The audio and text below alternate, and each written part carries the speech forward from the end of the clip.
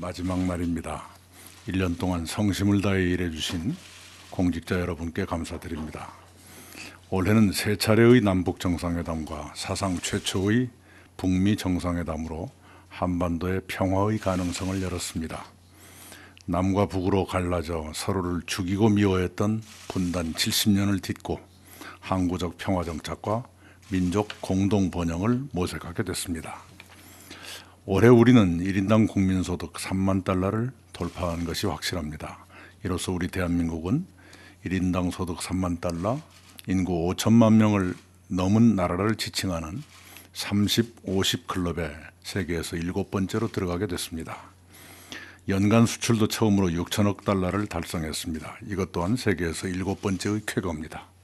노동자와 기업인들이 흘리신 땀과 눈물의 결실입니다. 노사 모두에 감사를 드립니다. 그러나 올해 우리 경제에는 명암이 엇갈렸습니다.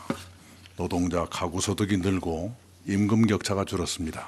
그러나 실직자와 고령자 등의 삶은 힘들고 소득 분배는 악화된 것으로 조사됐습니다. 오랫동안 미루어진 정책들을 시행하는 과정에서 선의의 고통을 받게 되신 국민도 계십니다.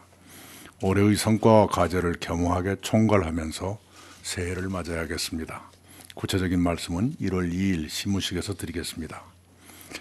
지난 주말부터 한파가 맹위를 떨치고 있습니다. 한파 속에 연말연시의 징검다리 휴일이 이어지고 유동인구도 많아집니다.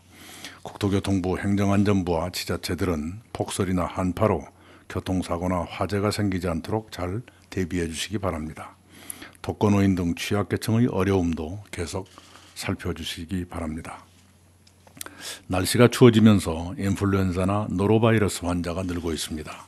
보건복지부와 질병관리본부는 보육시설, 학교, 요양원 같은 집단생활시설의 예방조치를 강화하고 보건소와 의료기관의 신고 대응체계를 가동해 환자가 확산되지 않도록 해주시기 바랍니다.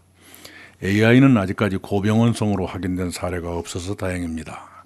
그래도 농림축산식품부는 지자체와 함께 경계심을 늦추지 말고 예찰활동을 강화해 주시기 바랍니다. 내일부터 시급 8,350원의 최저임금이 적용됩니다. 최저임금위원회의 결정에 따라 8월 3일 고시한 금액입니다. 최저임금을 올려 지급해야 하는 자영업자를 포함한 중소 기업들로서는 인건비 부담이 커질 것입니다. 그런 부담을 완화해 드리기 위해 정부는 일자리 안정자금 계속 지급, 가수수수료 인하, 근로장려금 확대 지급, 자영업 소상공인 전용 상품권 발행 등 이미 마련한 지원책을 차질 없이 시행하겠습니다. 1988년 1월 1일 최저임금제가 시행된 지 30년이 지났습니다. 그 30년 동안 우리는 월급이나 주급을 시급으로 환산할 때 어떤 근로시간을 적용할 것이냐를 법령이 아니라 행정해석으로 정해왔습니다. 그러다 보니 산업 현장과 행정의 혼란이 계속됐습니다.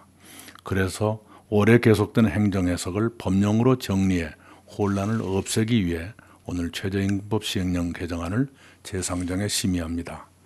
시행령 개정은 올해는 행정해석을 시행령에 반영하는 것이지 최저임금을 추가 인상하는 것이 아닙니다. 문제가 되는 주휴수당은 1953년 근로기준법 제정 이래 65년 동안 지속된 법정수당입니다. 이 주휴수당이 이번에 새로 추가되는 것도 아닙니다. 중요한 것은 최저임금의 안착입니다. 기획재정부, 고용노동부 등 관계부처는 중소기업 및 자영업 지원 대책을 신속하고 정확하게 이행해 주시기 바랍니다. 현장의 목소리를 경청하고 필요하면 보완 대책을 마련해 시행해 주시기 바랍니다.